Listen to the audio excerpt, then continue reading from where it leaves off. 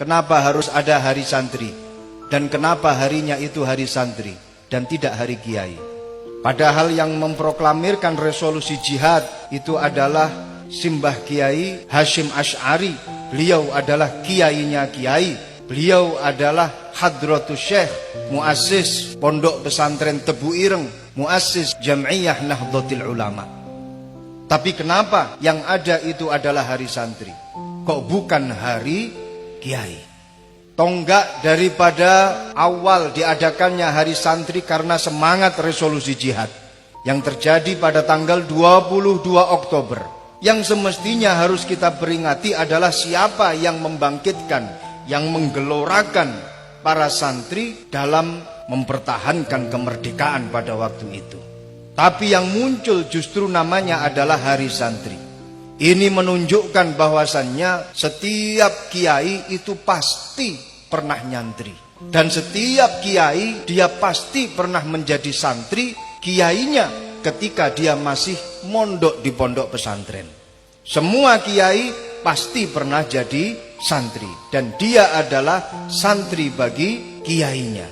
Yang pasti disebut sebagai hari santri ini menunjukkan bahwasannya seorang kiai ini pun juga adalah sebagai santri. Kiai Haji Hasyim Asy'ari mondok di Pondok Pesantren Bangkalan, asuhan daripada Kiai Khalil Bangkalan. Bertahun-tahun beliau mondok di sana. Setelah beliau mondok di Bangkalan kemudian pulang mendirikan Pondok Pesantren Tebu Ireng. Setelah beliau mendirikan Pondok Pesantren Tebu Ireng, Kiai Khalil Bangkalan kemudian ikut ke Tebu Ireng dan mengaji di depan Mbah Kiai Hasyim Asy'ari.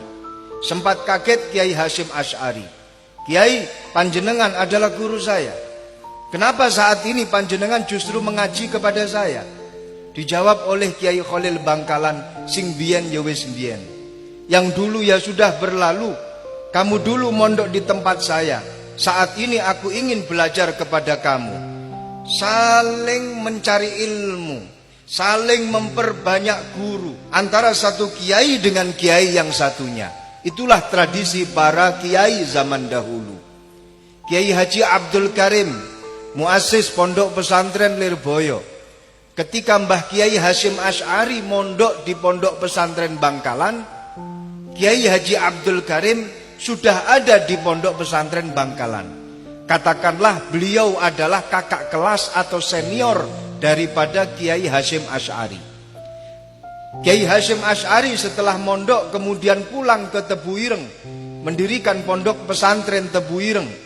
Kiai Haji Abdul Karim ketika mau pulang, beliau mampir ke rumah temannya, yaitu Kiai Hasyim Asy'ari. Mampir di Tebu Ireng, transit tidak lama, hanya 4 atau 5 tahun lamanya transit di Tebu Ireng. Kiai Haji Abdul Karim juga ikut mengaji di depan Mbah Kiai Hasyim Asy'ari.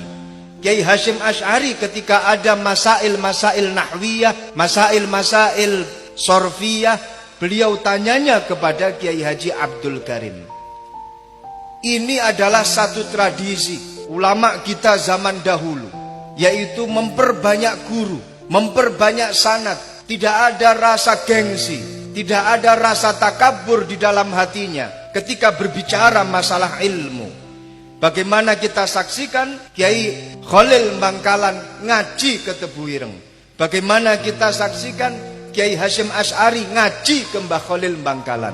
Bagaimana kita saksikan Kiai Abdul Karim ngaji ke Mbah Hasyim Asy'ari. Dan juga tidak gengsi ketika Mbah Hasyim Asy'ari bertanya tentang masalah-masalah nahwu dan sorob kepada Kiai Haji Abdul Karim. Ini adalah satu contoh yang harus kita terapkan yang saat ini sudah pudar dalam tradisi Nahdlatul Ulama. Mondok baru 6 tahun sudah ngaku sebagai kiai yang paling hebat.